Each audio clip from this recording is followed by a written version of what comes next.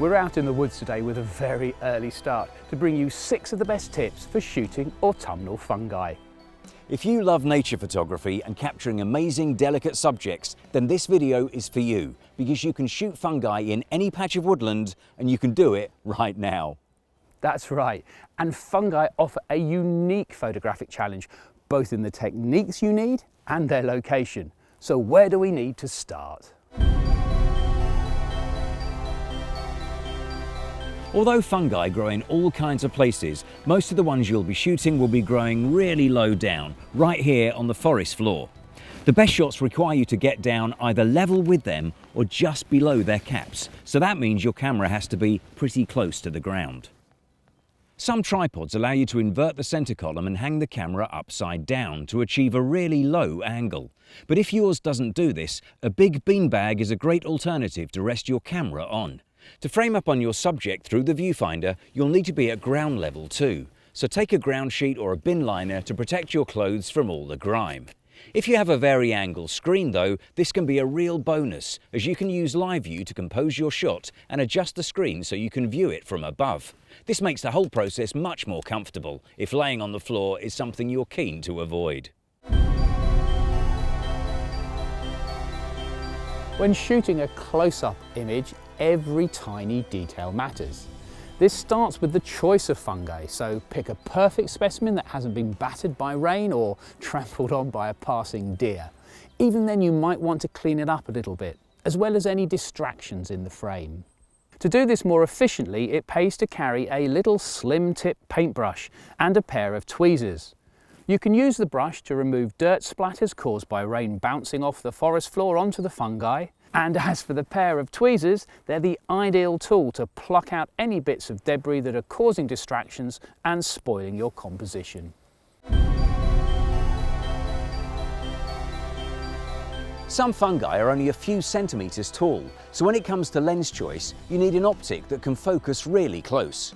To fill the frame with small subjects, you can use the end of a telephoto zoom like a 70-300mm, but this usually places you further away from your subject than is ideal. So by far the most useful lens is a dedicated macro model.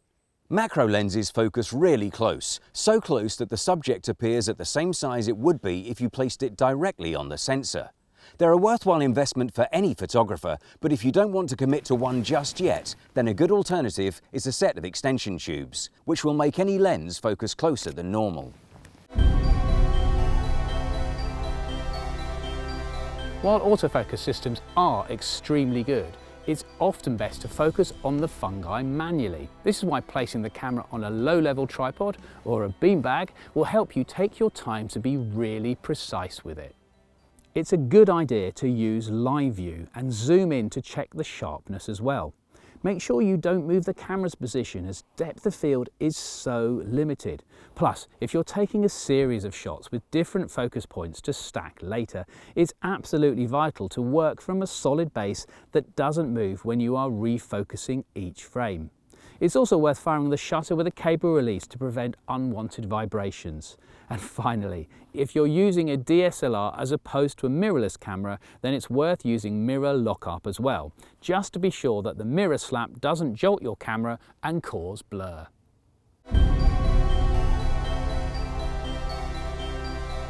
Natural light on the woodland floor is usually weak in intensity and quite poor in terms of its direction. It'll all be coming from above, so won't add any drama to your fungi pictures. For this reason, the best results will be obtained if you can augment the natural light with a small LED lamp. Or two.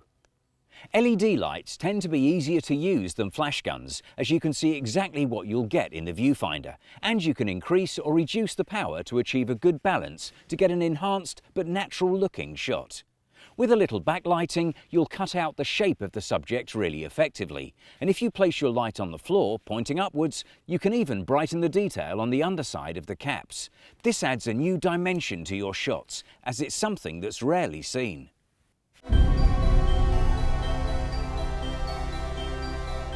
While lots of fungi photographers like to take a series of shots focused at various points on the subject, then stack them together for added depth of field, don't be afraid to use a wide aperture like f2.8 for a shallow focus, arty look.